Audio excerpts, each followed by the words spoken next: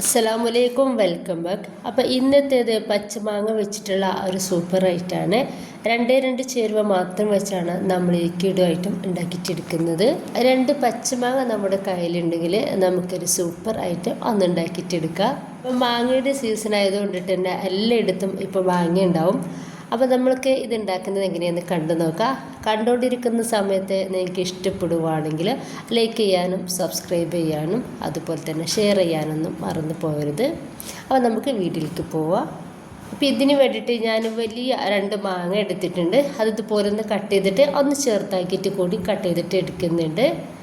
എന്നിട്ട് ഞാൻ ഇതുപോലെ ഒരു പാനിലേക്ക് ഇത് ഇട്ടെടുക്കുന്നുണ്ട്. അതിൻ്റെ ശേഷം ഇനിയിപ്പോൾ ഇതിലേക്ക് 1/2 കപ്പ് വെള്ളം ഒഴിച്ചെടുത്തിട്ട് നമുക്കിത് അടുപ്പത്തേക്ക് മാറ്റിയിട്ട് നന്നായിട്ട് വേവിച്ചിട്ടെടുക്കാം. മൂടി വെച്ചിട്ട് തന്നെ നമുക്ക് വേവിക്കാം. ഇടയ്ക്ക് എടുത്തിട്ട് ഒന്ന് മിക്സാക്കി കൊടുത്താൽ മതി. ഒരു 5 മിനിറ്റ് പോലും വേണ്ട. നമുക്കൊരു മാങ്ങ ഒന്ന് വേവാൻ വേണ്ടിയിട്ട് വേഗത്തിൽ തന്നെ മാങ്ങ ഒന്ന് വേവായിട്ട് കിട്ടിക്കോളും. അപ്പോൾ ഈ ഒരു മാങ്ങ നമുക്ക് നന്നായിട്ട് തന്നെ വേവായിട്ട് കിട്ടണം. ചെറിയ കഷ്ണങ്ങളൊക്കെ ഉണ്ടായിക്കോട്ടെ, കുഴപ്പമൊന്നുമില്ല. ഇനിയിപ്പോൾ ഇത് നന്നായിട്ട് വേവായിട്ടുണ്ട്.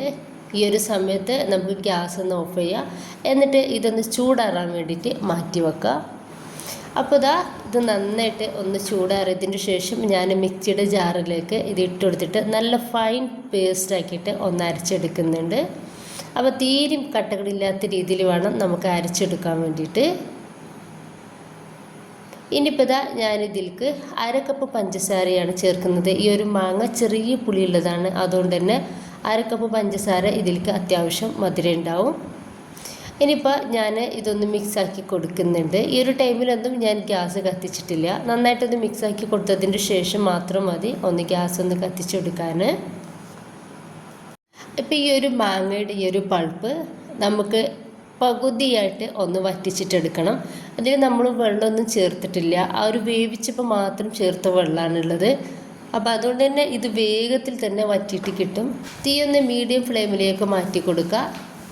എന്നിട്ട് നമുക്ക് ഇതൊന്ന് റെഡിയാക്കിയിട്ട് എടുക്കുക.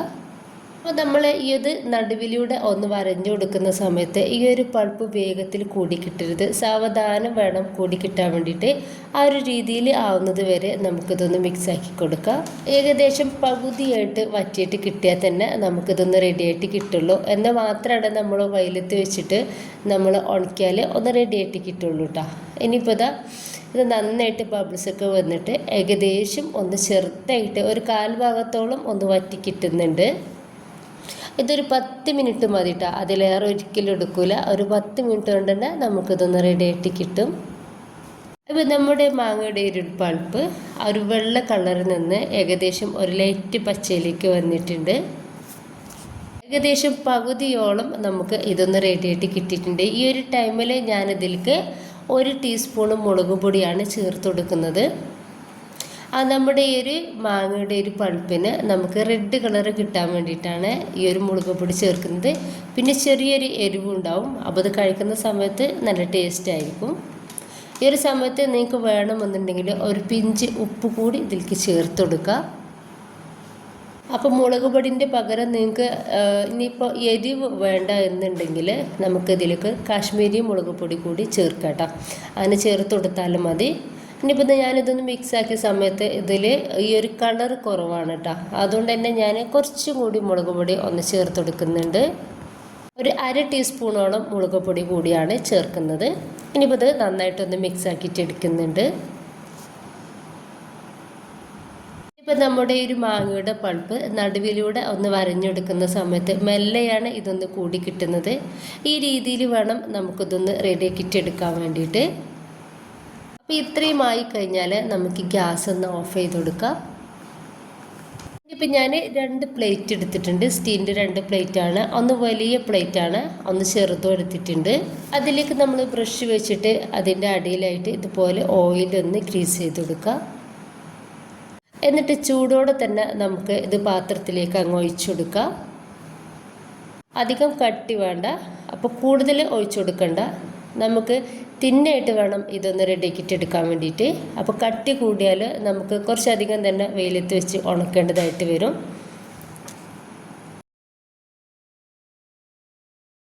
ഇനിയിപ്പോൾ നമുക്കിത് ഉണക്കി ഒന്ന് റെഡിയായിട്ട് കിട്ടേണ്ട ടൈമിൽ കുറച്ചും കൂടി ഡാർക്ക് കളറായിട്ട് കിട്ടും.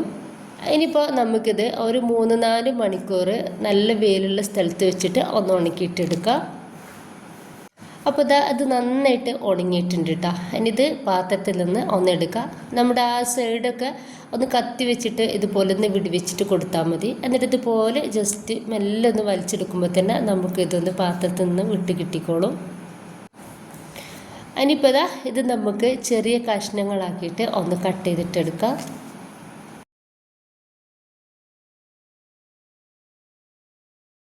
അപ്പോൾ ഇതുപോലെ ഒന്ന് റോൾ ചെയ്തിട്ട് എടുക്കുന്നുണ്ട്. അപ്പോൾ ഭയങ്കര ടേസ്റ്റാണിത്. നമുക്ക് സിമ്പിളാണ്. നമ്മുടെ കയ്യിൽ പച്ചമാങ്ങ ഉണ്ടെങ്കിൽ നമുക്കിത് ഈസി ആയിട്ട് ചെയ്തെടുക്കാവുന്നതേ ഉള്ളൂ. എല്ലാവരും ഇതുപോലെ ഒന്ന് ട്രൈ ചെയ്ത് നോക്കുക. നിങ്ങളുടെ അഭിപ്രായങ്ങൾ കമൻ്റായിട്ട് അറിയിക്കുക. ഇഷ്ടമായിട്ടുണ്ടെങ്കിൽ നിങ്ങളുടെ എല്ലാ സപ്പോർട്ടും ഉണ്ടാവുക. ഇൻഷാ അല്ലാഹ്. ഓക്കെ.